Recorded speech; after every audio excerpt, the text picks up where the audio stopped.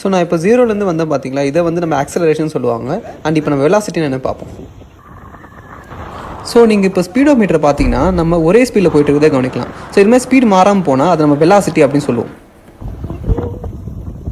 Sir நான் first பண்ண வீடியோவில் நீங்கள் பார்த்தீங்கன்னா வண்டி 0லேருந்து நான் ரைஸ் பண்ணிட்டு வந்து நிறுத்தினேன். ஓகேங்களா, அந்த டைமில் நீங்கள் என்கிட்ட வந்து என்னோட வெலாசிட்டி என்னன்னு கேட்டிங்கன்னா என்னால் சொல்லவே முடியாது.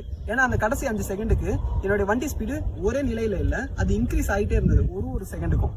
ஸோ அந்த டைமில் நீங்கள் என்கிட்ட கேட்டிங்கன்னா என்னால் சொல்ல முடிஞ்ச ஒரே விஷயம் ஆக்சலரேஷன் மட்டும்தான். ஓகேங்களா, ஸோ ஆக்சலரேஷன் இது change of velocity per time. So ஒரு செகண்டுக்கும் உங்களோட வெலாசிட்டி சேஞ்ச் ஆகிறது தான் நம்ம ஆக்சலரேஷன் சொல்லுவோம்.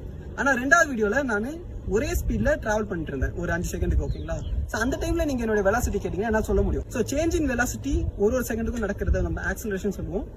அண்ட் நிலையாக இருக்கிறத நம்ம எப்பவும் போல வெலாசிட்டின்னு சொல்லுவோம்.